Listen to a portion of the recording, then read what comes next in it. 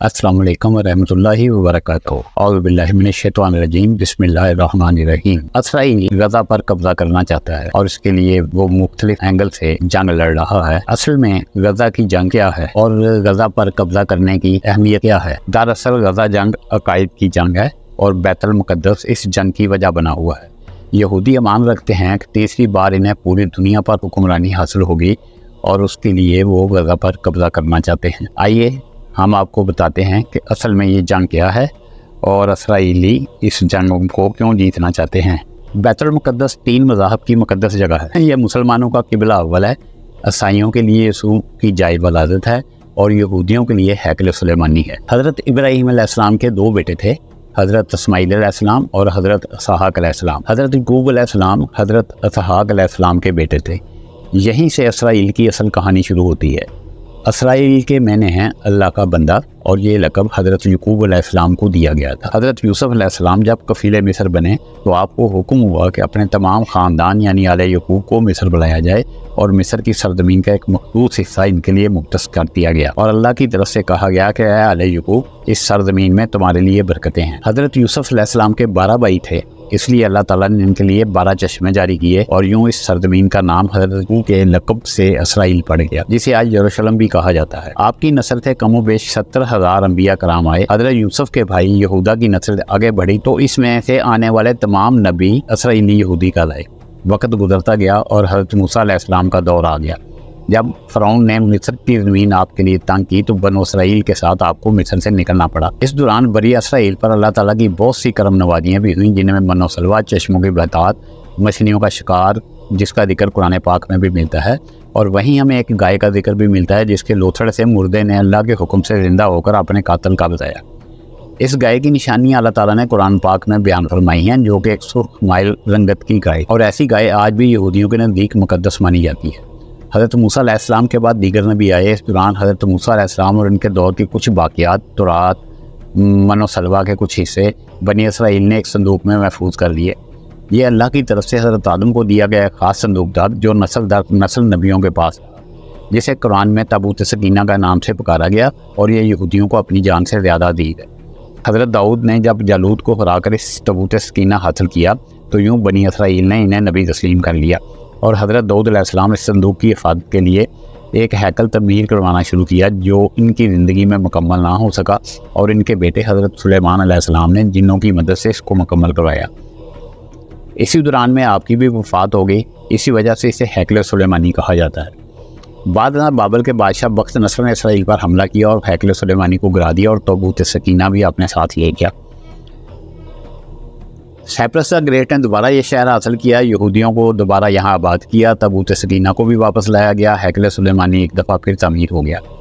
ये वक्त गुजरा, फिर हज़रत ईसा अलैहिस्सलाम की आमद हुई, जिन्हें नाउज़ुबिल्लाह यहूदियों ने दज्जाल, नजायज़ और क्या क्या लक़ब दिए। यहाँ से यहूदियों में 2 कौमें अलग हो गईं, एक यहूदी और दूसरे ईसाई। यहूदियों ने साजिश करके हज़रत ईसा अलैहिस्सलाम को स्लैब पर चढ़ाने चाहा और अल्लाह ताला ने अपने पास उठा लिया।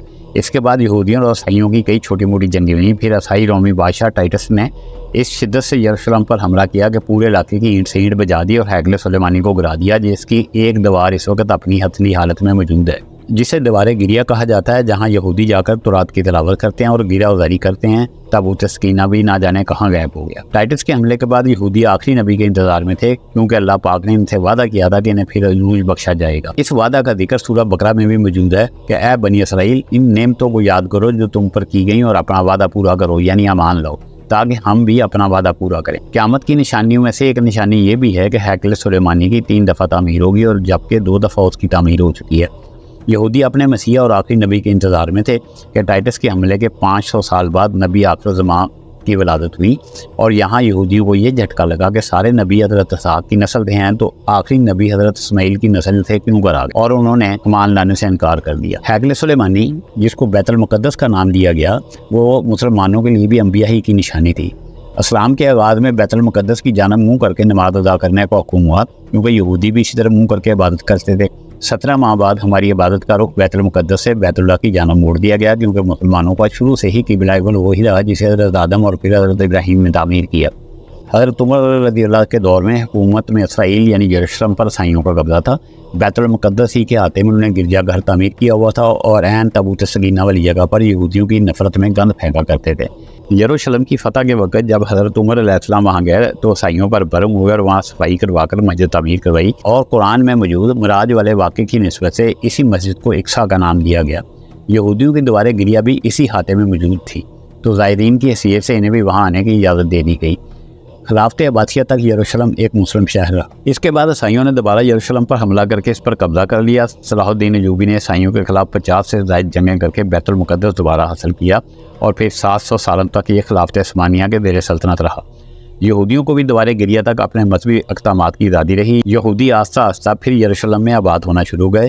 اس دوران میں کئی بار انہوں نے خلافت عثمانیہ کے سلطان کو پیسوں کے عوض یروشلم انہیں سونپنے کا لالچ دیا، لیکن ناکام رہے۔ پھر دوسری جنگ عظیم میں ہٹلر نے چن چن کر یہودیوں کو مارا اور قریباً 60 لاکھ کے قریب یہودیوں کا قتل عام کیا گیا۔ یہ در بدر بھاگنے پر مجبور ہو گئے۔ اس دوران میں انہیں اندازہ ہو چکا تھا کہ انہیں اب اپنی خود پہچان بنانی ہے۔ بائبل میں موجود یہودیوں کے آخری عروج سے قبل والی نشانیاں بھی ظاہر ہو چکی تھی، اور یہ تسلیم کر چکے تھے کہ ان کا آخری مسیح اب دجال ہوگا، جس کی بدولت وہ پوری دنیا میں ان کا دوبارہ بول بالا ہوگا۔ انہوں نے برطانیہ سے ساز باز کر کے خود کو علیحدہ ریاست تسلیم کروا لیا۔ یوں اسرائیل باقاعدہ ایک ملک کی صورت میں دنیا کے نقشے پر ابھرا، اور پھر آہستہ آہستہ انہوں نے فلسطین اور دیگر مصری علاقوں پر بھی قبضہ کر لیا۔ عرب ممالک اسرائیل کے خلاف جنگ پر آئے، لیکن اس وقت تک یہ اتنا مضبوط کر چکے تھے کہ عرب ممالک کو ایک چھوٹے سے ملک سے منہ کی کھانی پڑی۔ عیسائیوں نے بھی دیکھ لیا تھا کہ اب ان سے لڑ کر کچھ وصول نہیں ہونا، تو باقاعدہ گرجا گھروں میں جا کر پادریوں نے تقریبات منعقد کی، یہودیوں کے لیے معافی کا اعلان کیا گیا، اور یوں سیاسی اور اقتصادی مفاد پرستی نے 2000 سالوں سے ایک دوسرے کے عدلی جانی دشمنوں کو ایک صف میں لا کھڑا کیا۔ قرآن پاک کی یہ بات بھی سچ ہو گئی کہ یہود و نصارہ ایک دوسرے کے دوست ہیں۔ یہودیوں کے قائد کے مطابق وہ ہیکل سلیمانی کی حفاظت نہیں کر پائے، اور وہ خود کو قصوروار کہتے ہیں، خود کو سزا دینے کے لیے زنجیروں اور چمڑے سے پیٹتے ہیں اور دوار گریا کے پاس آہوداری کرتے ہیں، اور امان رکھتے ہیں کہ تیسری بار انہیں پوری دنیا میں حکمرانی حاصل ہوگی۔ اس کے لیے انہیں مسجد اقصیٰ کو گرانا ہے، جس کی تیاریاں وہ کر چکے ہیں، اور کب سے مسجد اقصیٰ کے نیچے بارودی سرنگیں بچھا دی گئی ہیں۔ اس کے بعد ہیکل سلیمانی تعمیر کر کے تابوت سکینہ وہاں رکھنا ہے۔ تابوت سکینہ بھی وہ دوبارہ حاصل کر چکے ہیں، لیکن مسئلہ تھا سرخ گائے کا، کیونکہ ان کے عقیدے کے مطابق وہ ناپاک ہیں، اور جب تک پاک نہیں ہو جاتے ہیکل سلیمانی تعمیر نہیں کر سکتے، اور پاک ہونے کے لیے سرخ گائے کی قربانی دینا ہوگی۔ وہ گائے جس کی نشانیاں قرآن پاک میں بھی بیان کی گئی ہیں، جو اس وقت ڈھونڈنے میں مشکل ہو رہی تھی۔ اب 20 سے 100 سال تک وہ گائے تلاش کرتے رہے، ٹیکنالوجی کا استعمال کرتے ہوئے بچے پیدا کرنے کا کامیاب تجربہ کیا، پھر اس تجربے کی بدولت ویسی نشانی والی گائے پیدا کرنے کی کوشش کی، لیکن ناکام رہے۔ لیکن 2019 میں ایک امریکی ریاست سے 5 عدد ایسی گائے مل گئیں جن کے جسم پر سرخ رنگ کے علاوہ اور کوئی بال نہیں تھا، اور ان کبھی کام کے لیے استعمال نہیں کیا گیا۔ اگلی نشانی تھی کہ ان پر کسی بیماری کا اثر نہیں ہونا چاہیے۔ پوری دنیا میں کووڈ پھیلا، مختلف جانوروں کے ساتھ انہیں بھی ٹیسٹ کیا گیا، ان پر کوئی بیماری اثر نہ ہوئی۔ الغرض قرب قیامت اور دجال کے ظہور والی تمام تیاریاں وہ مکمل کر چکے ہیں۔ اپنی مرضی کے ڈاکٹر، انجینئر، بچے پیدا کرنا، 9D ٹیکنالوجی کی مدد سے ایک جگہ ہوتے ہوئے کئی جگہ پر موجود رہنا، اپنی مرضی کے موسم بنانا، جب چاہو بارش پر تھا دینا، چند دنوں میں پوری دنیا گھوم لینا، یہ سب دجالی نشانیاں ہیں جو آج کے دور میں کوئی مشکل کام نہیں ہے۔ ہمارے اسلام میں بتائی گئی قیامت کی نشانیوں کی انہوں نے اچھی طرح سے تیاری کر لی ہے کہ گرگد کے درخت بھی لگا لیے ہیں جو انہیں پناہ دیں گے۔ جب لد جس جگہ پر حدیث کے مطابق دجال کا حضرت عیسیٰ علیہ السلام کے ہاتھوں قتل ہونے کا ذکر موجود ہے، اس جگہ وہ دجال کے فرار کے لیے ایئرپورٹ بھی بنا چکے ہیں۔ یہ سب تو قرب قیامت کی نشانیاں ہیں، اور ہیکل سلیمانی نے بھی بند کر رہنا ہے۔ یہودی امان رکھتے ہیں تیسری بار انہیں پوری دنیا پر حکمرانی حاصل ہوگی، اس کے لیے انہیں مسجد اقصیٰ کو گرانا ہوگا، جس کی تیاریاں وہ کر چکے ہیں۔ کب سے مسجد اقصیٰ کے نیچے بارودی سرنگیں بچھا دی گئی ہیں۔ اس کے بعد ہیکل سلیمانی کی تعمیر کر کے تابوت سکینہ وہاں رکھنا ہے۔ تابوت سکینہ بھی وہ حاصل کر چکے ہیں۔ ان کے لیے یہ جنگ ایک مذہبی اہمیت کی حامل ہے، اور وہ اپنے عقائد میں اتنے پختہ ہیں، اور مسجد اقصیٰ پر قبضہ کر کے اس کو گرا کر ہیکل سلیمانی تعمیر کر کے تابوت سکینہ وہاں رکھ کر اپنا عروج چاہتے ہیں۔ اور یہ اسرائیل کی غزہ پر قبضہ کرنے کے لیے جنگ ہے، اس کی اصل وجہ ہے، اور صرف مذہبی عقائد کی بنیاد پر وہ اس جنون میں مبتلا ہیں کہ غزہ پر قبضہ کر کے پوری دنیا میں عروج حاصل کریں گے۔